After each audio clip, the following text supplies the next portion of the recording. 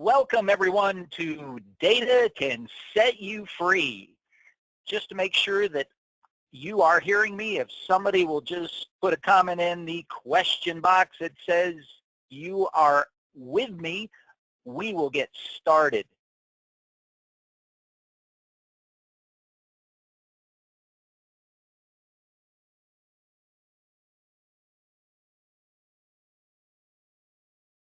Can someone I just want to make sure that we are, oh, thank you very much. All right.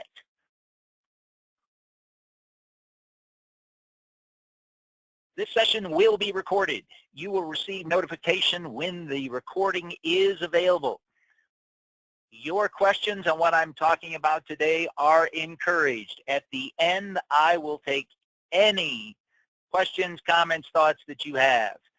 And this is an interactive session. So during this session, I've got a couple simple polls in there. That kind of helps me identify, for those of you that are participating today, kind of where you are, so that I know how to direct some of those things we're covering in this brief session. Okay? So to those of you who are new on the call, as far as with MeasureX, who are not a client, I know I've got some clients on the line. We have been working in the utility industry for the last 18 years. And in our case, our objective is simply to help improve those customer service skills of the company when it comes to those contacts with the customer. Okay? And the other thing we look at is to measure customer satisfaction. When we created this company 18 years ago, one of the things that we identified is measurement is critical. And we'll talk about some of those experiences we've had and how we use it as a company and how it's helped in that case of improvement. And the other thing we do for organizations is this. We have companies that have set up training, they've made the investment, but the question is sometimes is, we've done the training, but it doesn't always stick. So for many of those organizations, we'll work with the leadership, the supervisors of those organizations to set up supervisor development or actual coaching for companies. The objective of this session, we want to look at data. You as a company, are you getting data every day and every week? And the answer is you are. The question is, what are you doing with it? So we want to look at how do you use that to improve the performance of the company. And naturally, what this session is about is that customer satisfaction. And as a utility, do you have customers that call in and complain? Answer is yes, you do. How do I know that? Because I get the opportunity to listen to recorded calls from companies all over the United States every week. And some of those customers are just not happy for one reason or another. And this is an important area that we'll spend time on as we look at measurement. It's sometimes there's just something that isn't working well within a process within that organization that has that impact on a customer. So if I could ask each one of you, if you were in front of me, to raise your hands and said, how many of you have had a poor service experience on the phone or in person in the last 90 days? I'm betting that most of you would raise your hand, because if you have been out there interacting in the world, there are some people that are not just happy doing what they're doing. So here's the question. If you had that poor service experience, how many of you went to the owner, manager of that business and told them about that poor service experience? My guess is many of you may have, and some of you may not. How many of you made the decision not to do business with that company again? Whoops, sorry. Wrong button. How many made the decision not to do business with that company again? And I'm betting some of you. In my case, I have been on the road for the last 3 weeks across the United States. And in those different hotels, restaurants, airlines, rental cars, and other businesses, I have been treated well in some of those service interactions, and in some of those, I have been treated extremely poor. Poor enough that I would not go back to those businesses, and being as how I travel a lot and believe that businesses that provide great services should be acknowledged for it, and those that don't should know about it, I post a lot of comments on TripAdvisor. So naturally, that case of interactions, do your customers have expectations of what should happen in that customer service experience? And the answer is yes. Each and every one of us, when we walk in the door of a business or pick up the phone and call, we have an expectation. That's the challenge you face as an organization, is how to, in essence, meet customer expectations when you've got so many different customers in so many different situations. Because when that customer isn't meeting expectations, the customer's perception of the company changes. So here's a question. If your customers are having a poor experience, why don't they let you know about it so that you can solve it or make some changes? Because many customers don't think anyone cares. And they don't think that the company, even if they knew about it, would do anything to fix it. And for many of your customers, here is one of the biggest situations. Those of you that are providing service in rural areas, your customers have great relationships. And if something goes wrong in the experience, they're sometimes a little reluctant to provide feedback because they don't want to get anybody in trouble. They don't want to hurt anybody's feelings, or if it's a small community, word gets around pretty quick. So your company has numerous interactions daily with customers. So here's the question. Does every customer always get an excellent experience with your company? What would your customers say? So before we get started, I want to just kind of see where a couple things are and looking at this idea of data, how to use it. So first poll question is,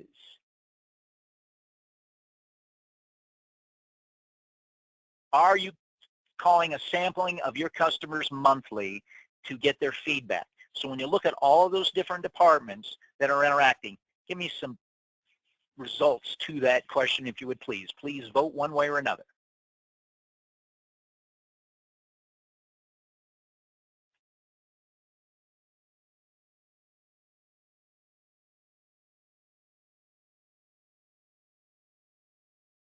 Okay, the vote is in, and answer is 50% of you are and 50% of you aren't. Those of you that are, that's great. Let's talk about why that case of surveying, why data, why capturing that information, why it's important and how to do it. So why monthly versus annual? Many of you, from a standpoint of ACSI, on an annual basis, you are looking to measure customer satisfaction, and that is a really good thing. But the other part of that is, if we as customers have had a great experience when we're called and our lights are always on when we flip the switch, then guess what? Our perception of you as a utility is really good.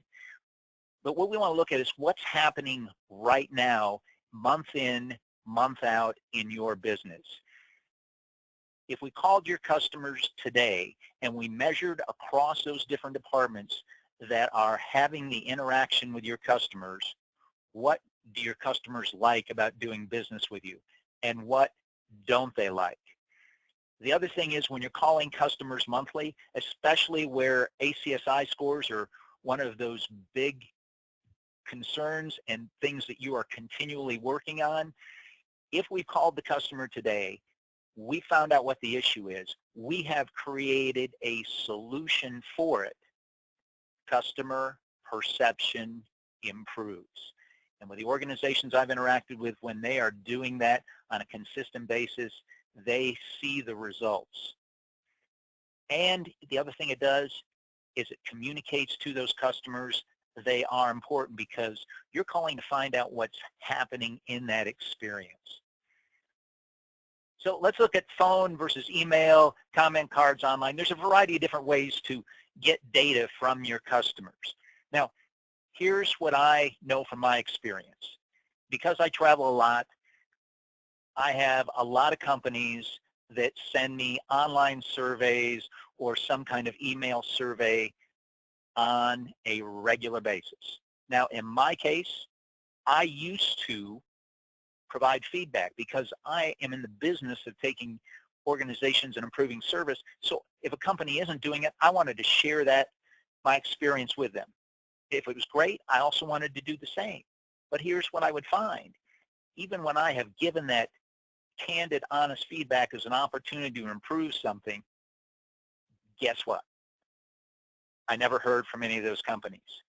So do you think I still complete any kind of electronic, online, or email survey? And the answer is no. Any form of customer feedback is a good thing, but I want to speak to how to create what I'll call that next level in those interactions. Phone surveys are going to give you a better picture of what's happening in that customer's experience than just what they were able to fill in on an online card. It also, by having that conversation, it gives you the opportunity to identify from the customer's point of view what could have been done to fix it. And sometimes it's a very small thing. And here's what we find. When we're having those conversations with the customer about their experience, it is amazing what they will tell us that now becomes feedback that we can provide to the company. So just looking at phone surveys, understanding some of you are doing it differently, but just to look at phone side, you need to keep them brief. If it's anything of any extended question asking, they will start to shut down, or they won't really complete it. Keep your questions to a minimum on what you're doing. What is it that you really want to know about that experience? But important is this: are you looking to measure the customer's whole experience? Many organizations will focus just on what happened in any kind of customer contacts. So if they're a new customer, they just signed up for service with us, and they're going to have some interaction with any of our field people. Are we measuring the whole experience? Because naturally, a variety of different departments may have come in contact with that customer. My suggestion is, for whatever you're measuring, keep the results of those scores separate so you can truly identify what's working and where the opportunities might be. And on your scale, there is no magic number on that. The one some of you are probably using is the Net Promoter Score, which is a scale of 1 to 10. Depending on the situation, we'll use 1 to 5, 1 to 7, whatever's relevant to that. But more important is it's creating a scale that gives more of a score than simply yes or no, because people will simply more default to just the case of, well, they may have not done it well, but they did it, so yeah, I got to give them a yes. And if you are not in any of your surveys now using the question, how likely are you to refer friends and family to the company? I am going to suggest that you add it. This question by itself, naturally, your customers, for the most of you, don't have a choice where they get their power from. You are it. But the question is what's their perception of the interaction? Would they pass your name along to every friend and family member because you create such a great service interaction? They would want everyone to know about it. If they are not scoring that at a 10 out of 10, that's where there's opportunity. So to give you a brief overview of how Net Promoter sets it up, is it on a 0 to 1 to 6, those are the customers that are what we'll call your detractors. Those are the ones that are more likely to talk bad about you, didn't have a good experience, a variety of situations. The 7 and 8s, they are the passive ones. They're satisfied, but if they had another choice, they might consider going somewhere else. Naturally, they don't with you as a utility, but that changes their perception of the company. Naturally, 9 and 10 are the promoters. Those are the people that are talking about you, that have that great relationship. So there's the question. If we called all those customers that have interacted with you in the last 30 days, are they all giving you a 9 or a 10? So let's look at opportunities. When you're doing those phone interactions and they rate you poorly, it now gives you the opportunity in that conversation to simply say, Mr. Customer, what could we have done to make it a 10? That feedback is very helpful in identifying a couple things we'll discuss here in just a moment. And important, we called the customer, they gave us feedback, and in this case, they didn't have such a stellar experience with us. So right now, we have an opportunity to resolve a problem that one of our customers had. The department that was responsible for that interaction, that supervisor, they should be following up immediately with that customer to find out what happened and what could be changed in that situation. There again, solving customer problems immediately improves perception and will also help ACSI scores. So, second question as we go forward. And the second question is, are you sharing the results of customer surveys with all employees monthly? Let's hear from you.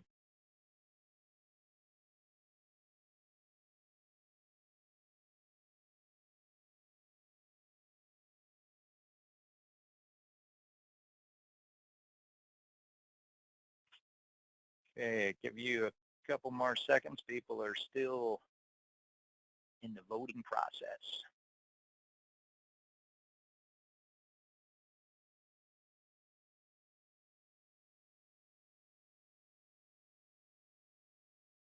Okay. Answer is 56% of you aren't and 44% of you are. Thank you for that answer. So let's look at the case of why would we want to share customer feedback? Now, with all the organizations we measure, that sometimes is one of the challenges we find. And asking management is, if we're measuring customer satisfaction at your organization and you're measuring all those departments, why aren't you sharing those results with the company so that they know what they are doing well day to day? Because that helps reinforce all those positives, and it also helps identify where the opportunities are. My suggestion, share the results with the whole company so that everybody knows what's happening in those interactions. It creates more ownership. Okay? Make the results, sometimes organizations and what they do in measurement, I have seen a lot of customer service surveys from different organizations, and there is so much data in there that most people can't even read it. Break it down to the key areas that are important and make it simple graph visual aspect. Show comparisons month to month. In this case, if our results are continuing to move up month to month, that says something is improving, and if they're not, that says there's lots of opportunity in there. So let's look at the case of accountability in those interactions.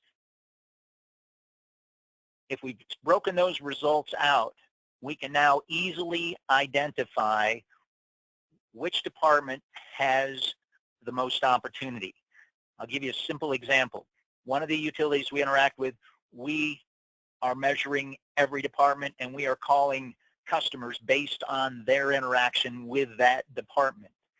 Now, in one of these particular companies, we have got the tree trimming department that isn't quite up to the same level of customer satisfaction as the rest. So now identifying that, we've worked with the supervisor of that department to determine what could be done to improve satisfaction. Based on those results, the supervisor met with the people in tree trimming to identify some of the things that could be done differently in the customer experience. And it raises awareness.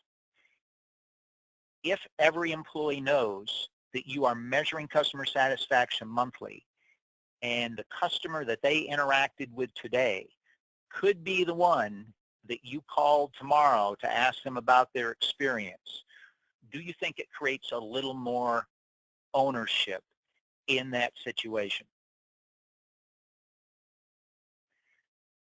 So let's talk about two important aspects of using data. My experience is one of the key ones is what we'll call a process or a procedure issue. Let me give you this example. That tree trimming group I just mentioned. The dispatch group takes all the calls from the customers that want to have some kind of tree trimming done. Their job is to take that call in, pass that on to the tree trimming for them to do the work. The problem was that sometimes the tree trimmers wouldn't always go out and trim the trees.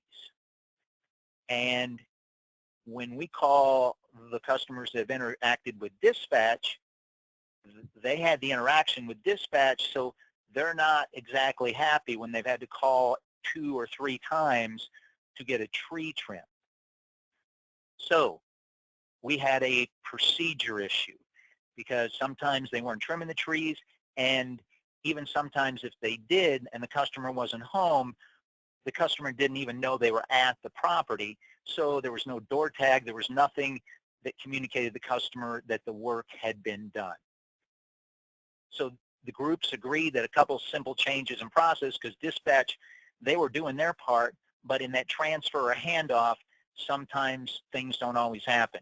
So involve the key departments. They had a couple simple conversations that rectified that problem easily. And the other part is sometimes it's a service issue. Someone in that interaction didn't follow up, didn't respond to voicemails, didn't send an email, didn't put them with the right department, the whatevers. Based on the data we're getting, is there specific targeted training that should be done to improve a department based on what customer feedback tells us? Closing thoughts is this: data is simply information, and you get lots of data in your roles at the company. What I find in many of the companies is they're asking for that data, they paid for the data, but then they're not looking to use that data to create results. They're not taking action on that data. So you can improve customer satisfaction if you can identify how to use the data you have. If you're measuring it now, what can we take action on? Are we sharing that data with our company so that we can figure out where those bumps are for the customer and resolve them? And in many cases, sometimes our experience, they're very small things done differently, like the door tag after we trim the tree, just to let the customer know we're there, so it saves a call back to the company. And the customer service experience side. If we've got that data, what situations, is there a certain type of phone call in, certain type of situation that we see that customers are having a weak experience with, that we now need to make a change or correction with? And goes back to processes. Handoff, whether it's going from the engineering group to the line staking to the linemen that are going to install that. If we're asking our customers and looking at that whole experience from start to finish, if it's a weak experience, what can we change in the interaction? So based on that brief overview of looking how to make use of data, right now, what questions would you have? If you'll type them into the question box, we will answer any questions that have come up for you in this brief conversation.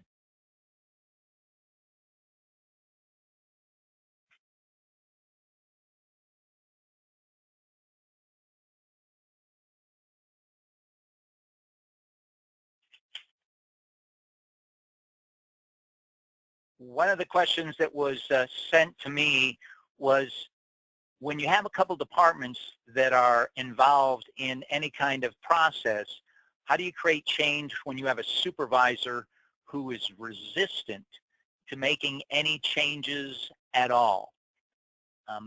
That comes up in many situations in looking at customer feedback.